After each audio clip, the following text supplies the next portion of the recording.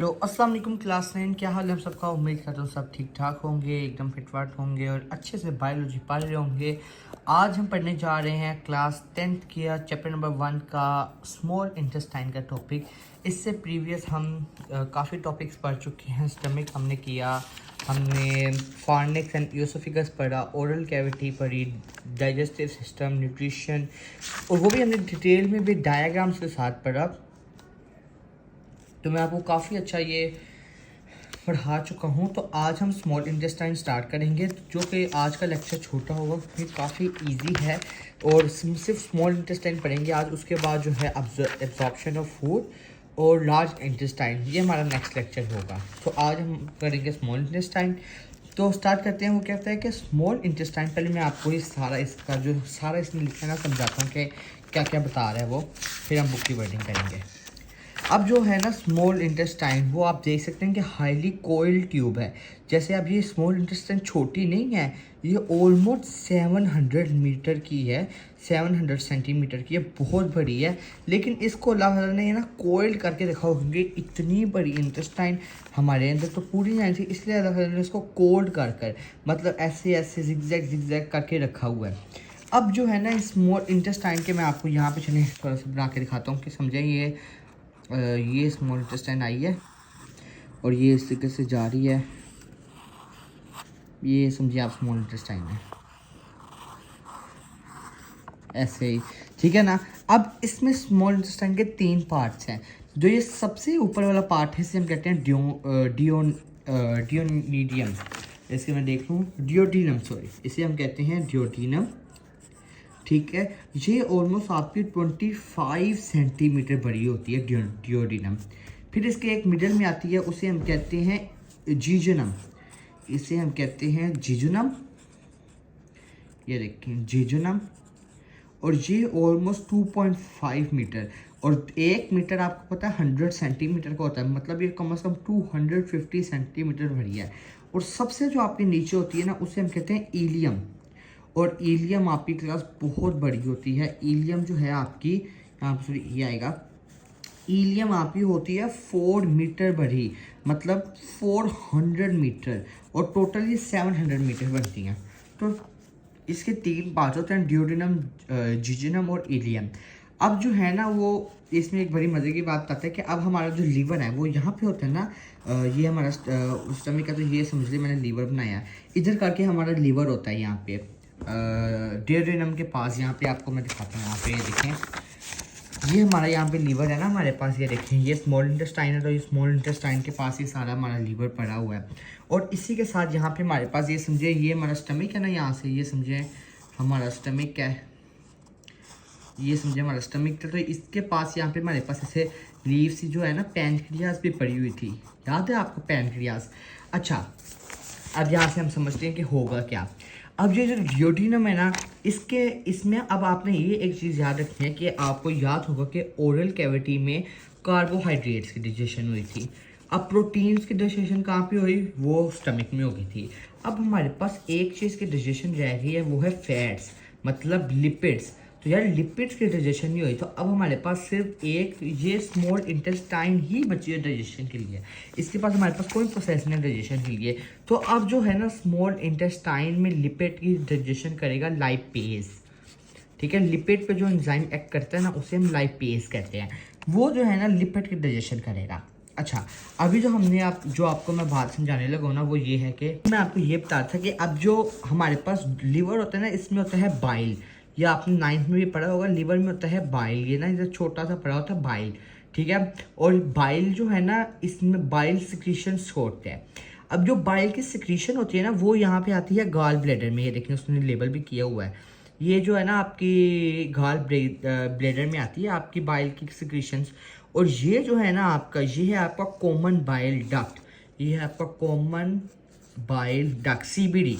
CBD आपने important चीज़ें याद रखना, क्या है इन्होंने दिखाया भी होगा, ये देखिए यहाँ पे कॉमन बाइल डक्ट। अब ये देखें, ये जो है ना, ये इन्होंने ये भी सारा कुछ लेबल किया हुआ है, डिजनम, जीजनम, इलियम, जो मैं आपको बता चुका हूँ। अब जो कॉमन बाइल डक्ट है ना, उसमें से उधर से जो है ये गॉल ब्लैडर में सारी ये जो है ना बाइल सिक्रेशन ले जाएगा, तो गॉल ब्लैडर कहेगा मुझे दे जाओ, मैं जमा कर जाता हूँ, कमी कर जाता हूँ, जो है ना गॉल ब्लैडर सारी सिक्रेशन जमा कर जाएगा। और फिर क्या होगा ना, जो सिक्रेशंस होगी ना वो जाएंगी कॉमन, ये जो है कॉमन क्या कहते हैं हमारी बाइल डक्ट से स्मॉल इंटेस्टाइन के अंदर सिक्रेशन जाएंगी डाइजेशन के लिए। इसी तरीके से जो पैनक्रियास है ना वो भी सिक्रेशन छोड़ेगा, और उसकी भी सिक्रेशन जो है ना इधर एक पॉइंट पे आके आपको नजर आ रहा होगा ग्रीन सा पाइप, ये देखें ये जो आपको नजर आ रहा है, इसकी सिक्रेशन भी है ना वो जाके मिल जाएंगी इसी बाइल ये कॉमन बाइल डक्ट में, और ये फिर दोनों सिक्रेशन मिल के जाके आपकी स्मॉल इंटेस्टाइन में जाएगी। ये चीज़ इसने वो समझाई है आगे, ये चीज़ उसने समझाई है सारी। अब हम इसको यहाँ से पढ़ लेते हैं। अब वो कहते हैं स्मॉल इंटेस्टाइन क्या है। Small intestine is highly coiled tube and is nearly 7 metre long. ये चीज़ मैं आपको बता चुका हूँ कि हाईली कोइल्ड ट्यूब है और 7 मीटर लॉन्ग, तो हमारा 1 मीटर जो है वो 100 सेंटीमीटर के इक्वल होता है, तो 7 मीटर मतलब 700 सेंटीमीटर बड़ी है। अब इसके 3 पार्ट्स हैं जो मैं आपको बता चुका हूँ, ड्यूडेनम, जिजिनम और इलियम। ड्यूडेनम फर्स्ट पार्ट है, is first part it is about 25 centimetre long, मतलब ड्यूडेनम 25 सेंटीमीटर लॉन्ग है, ये भी छोटा नहीं है पर ये सबसे छोटा है। लेकिन इसके बाद जिजिनम जो है वो middle part and it is about 2.5 metre long, 250 centimetre.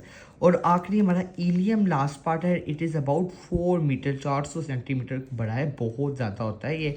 बस ये कोइल्ड है ना, ये इस तरीके से सारी कोइल्ड है स्मॉल इंटेस्टाइन, इस वजह से छोटी लगती है, लेकिन इसका नाम वैसे ये कोइल्ड है, ये बहुत ज़्यादा इसका ये पार्ट है।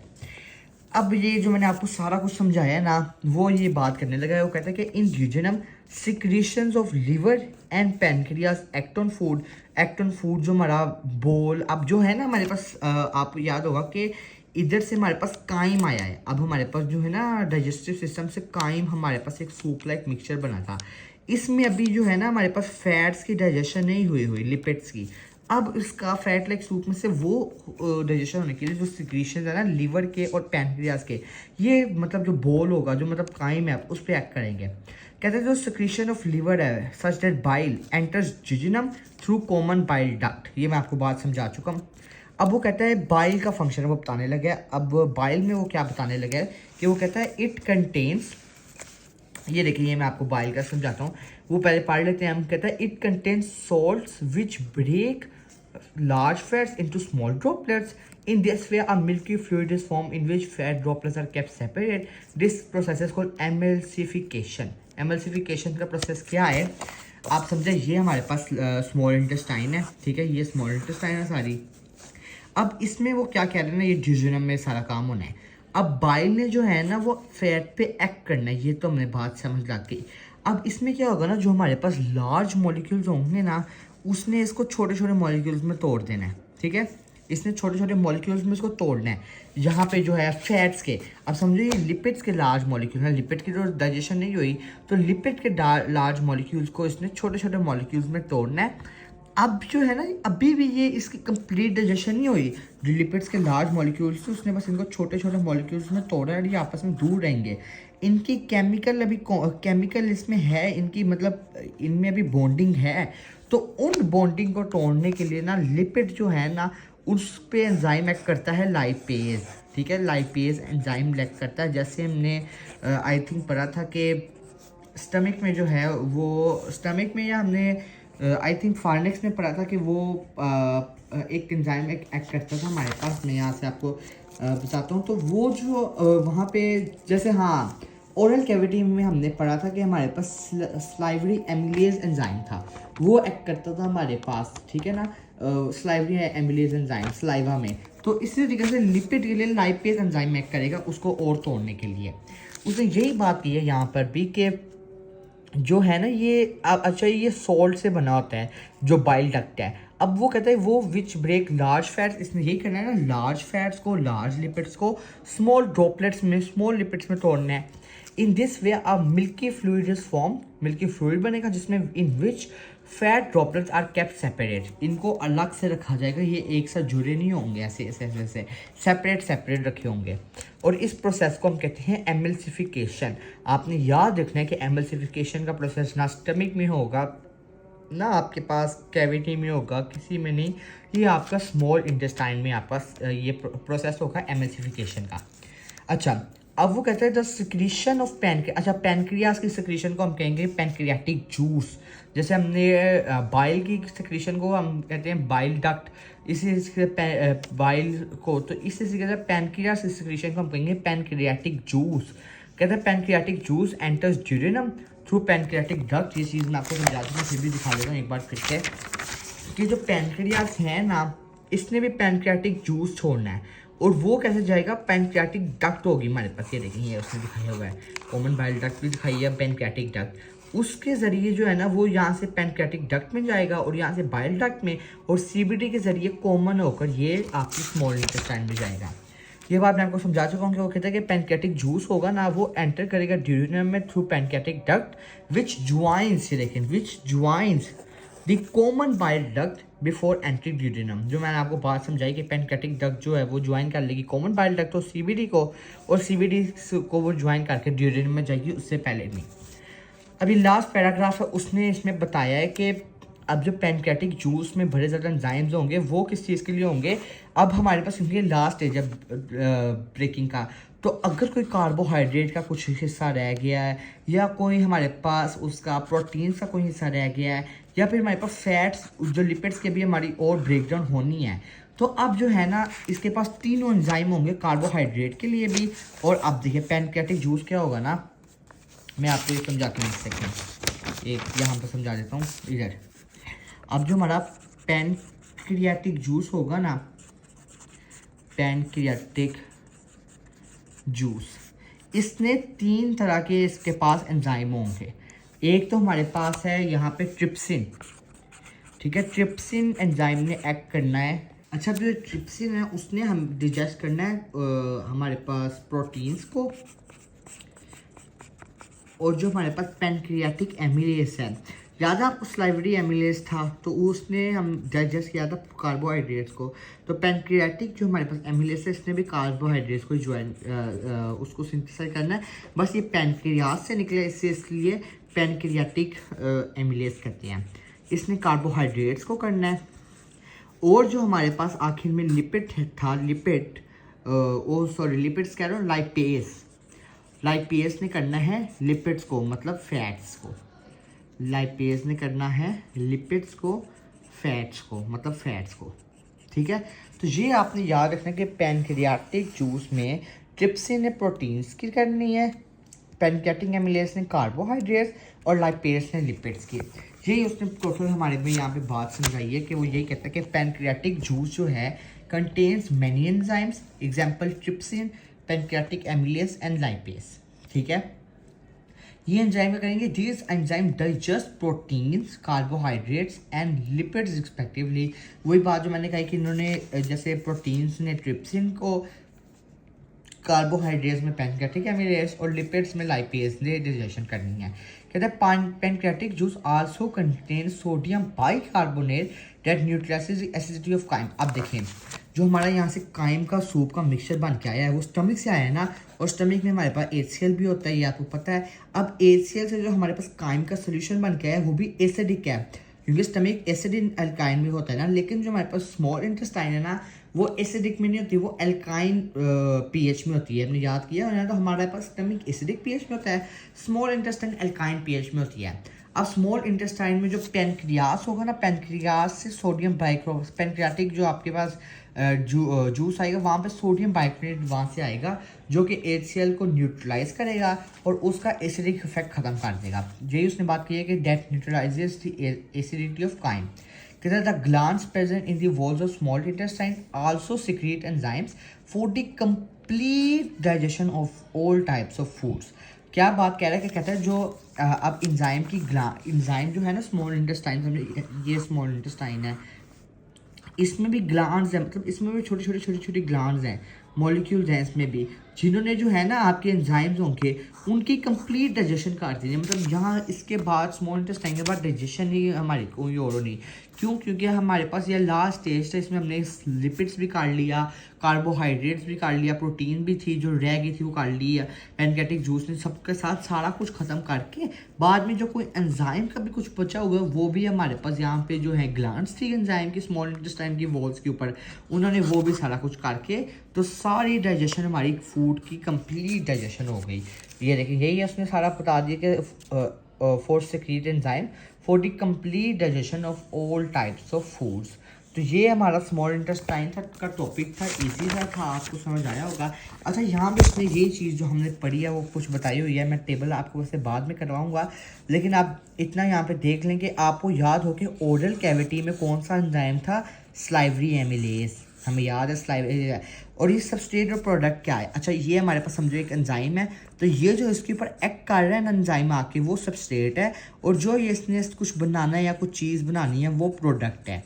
ठीक है, जो ये हमारा एंजाइम है इसके ऊपर जो चीज़ आके एक्ट कर रही है वो सबस्ट्रेट है, और जो इसने बनाया प्रोडक्ट है। तो स्लाइवरी एमिलेज से हमें याद है स्टार्च बना था, माल्टोज स्टार्च बना था, और उसने प्रोडक्ट बनाया था, सबस्ट्रेट उस पर आके लगा था स्टार्च, और उसने प्रोडक्ट बनाया था माल्टोज। ये हमें याद था बात के स्लाइवरी एमिलेज जो एंजाइम था उसकी वजह से उस पर जो सबस्ट्रेट आया था वो तो स्टार्च, और उसने बनाया था माल्टोज बनाया कर दिया था उसने। इसी तरीके से जो हमारे पास स्टमक था, स्टमक आप याद करें उसमें जो था हमारे पास पेप्सिन ने क्या किया था, पेप्सिन ने जो है पेप्सिन के ऊपर जो था वो प्रोटीन आई थी ना, सबस्ट्रेट कौन सा आया था, प्रोटीन आई थी, और प्रोटीन ने क्या किया था, पेप्टाइड्स बनाए थे। प्रोटीन ने क्या किया था, जो उसके मॉलिक्यूल्स है ना बड़े बड़े, उसको अमीनो एसिड्स को तोड़ा था चेन लाइक में, और पेप्टाइड्स बनाए थे। ठीक है, ये हमें याद है। इसी तरीके से इसने आगे लिखा है कि पैनक्रियाटिक एमिलेज। अब पैनक्रियाटिक एमिलेज जो हमारी है भी इसमें उसने भी यही है ना कि सबस्ट्रेट उस पर स्टार्च लगा और बने प्रोडक्ट माल्टोज, वही चीज़। अब जो ट्रिप्सिन है हमारे पास, अभी जो हमने पढ़ा ट्रिप्सिन हमने अभी भी पढ़ा, वो क्या थी, उसने उस पर प्रोटीन्स की डाइजेशन थी, तो प्रोटीन सबस्ट्रेट आया उस पर, और उसने क्या किया, प्रोटीन्स ने क्या करना, अमीनो एसिड्स को छोटा छोटा तोड़ देना पेप्टाइड्स में, तो इसने भी क्या किया, पेप्टाइड्स में तोड़ दिया। ठीक है, उसके बाद हमारे पास आया, ये जिसको छोड़ते हैं अभी हम क्रोमोट्राइप्सिन, और इसको लाइपेज जो हमारे पास है, लाइपेज में क्या था हमारे पास, फैट्स थे, लिपिड्स थे, तो ये देखें फैट सबस्ट्रेट आया, और प्रोडक्ट क्या बने हमारे पास, फैटी एसिड और ग्लिसरॉल, यही है हमारे पास। और उसके बाद वही क्रोमोट्राइप्सिन भी वही है, उसमें भी वही प्रोटीन्स बनेंगे, प्रोटीन्स आके सबस्ट्रेट बनेगा और पेप्टाइड्स बन जाएंगे, और पेप्टाइडाइज जो है पेप्टाइडेज, इसमें आपके पास पेप्टाइड्स बनेंगे, सबस्ट्रेट पेप्टाइड्स आएगा। तो जब पेप्टाइडेज जो हमारे पास एंजाइम है उस पर सबस्ट्रेट ही पेप्टाइडाइड आया है, तो अब पेप्टाइड से सबसे और छोटा क्या बनेगा, अमीनो एसिड्स, तो अमीनो एसिड्स एंड पेप्टाइड्स वही हमारे पास आ गया। तो ये टेबल हो गया। अब इसी तरीके से और भी बड़े ज़्यादा स्मॉल इंटेस्टाइन एंजाइम होते हैं, जैसे ये देखिए न्यूक्लियस, माल्टोज, सुक्रोज, लैक्टोज, डीपेप्टाइड्स, तो ये उनके सारे फंक्शन, ऐसे न्यूक्लियसिस है, तो न्यूक्लियसिस में क्या होगा, जो सबस्ट्रेट आएगा वो होगा न्यूक्लिक एसिड, और जो ये प्रोडक्ट बनाएगा वो न्यूक्लियोटाइड्स। इसी तरीके से माल्टोज का हमें याद होना चाहिए, माल्टोज पे माल्टोज ही सबस्ट्रेट आएगा, और माल्टोज से जो हमारा प्रोडक्ट बनता है ना वो होता है ग्लूकोज। ये देखिए ग्लूकोज बनने का। अब इसी तरीके से जो सुक्रोज है, सुक्रोज पे सबस्ट्रेट सुक्रोज ही आएगा, और सुक्रोज जो है ना हमारा वो ग्लूकोज बनाता था और फ्रुक्टोज बनाता था। ये आपने चैप्टर 6 में पढ़ा हुआ है क्लास 9 के, तो ये आपको ये चीज़ें याद होनी चाहिए। अब हमारे पास लैक्टेज है, लैक्टेज पे एंजाइम आएगा लैक्टेज पे आएगा लैक्टोज, और वो बनाएगा ग्लूकोज और ग्लैक्टोज, ये चीज़ें बनाएगा। और आखिर में हमारे पास है डीपेप्टाइडेसिस में जो एंजाइम आएगा, जो सबस्ट्रेट आएगा वो होगा डीपेप्टाइड्स, और ये बना देगा एमिनो एसिड्स। पेप्टाइड्स का हमें पता है उसने अमीनो एसिड्स में कन्वर्ट करना है, तो ये उसको डीपेप्टाइड्स बना देगा। तो ये हमारा टोटल लेक्चर था। टेबल आपको मैंने इसी लेक्चर में समझा दिया, सारा इजी सा टेबल था हमारा। तो ये हमारा लेक्चर था आज का स्मॉल इंटेस्टाइन का, उम्मीद करता हूँ आपको अच्छा लगा होगा। नेक्स्ट हम ये इंपॉर्टेंट लॉन्ग क्वेश्चन करेंगे, ये इंपॉर्टेंट लॉन्ग क्वेश्चन है, एब्जॉर्प्शन ऑफ फूड पढ़ेंगे हम नेक्स्ट, क्योंकि ये जो है आपकी एक्सरसाइज में भी है, इसलिए ये इंपॉर्टेंट है। तो आज तो हमारा स्मॉल इंटेस्टाइन का काफ़ी ईजी लेक्चर था और मैंने आपको बहुत अच्छा समझाया, तो आपको अच्छा समझ आया होगा। अब हम आपको अगले नेक्स्ट लेक्चर में मिलते हैं एब्जॉर्प्शन ऑफ फूड के, तब तक के लिए अल्लाह हाफिज़।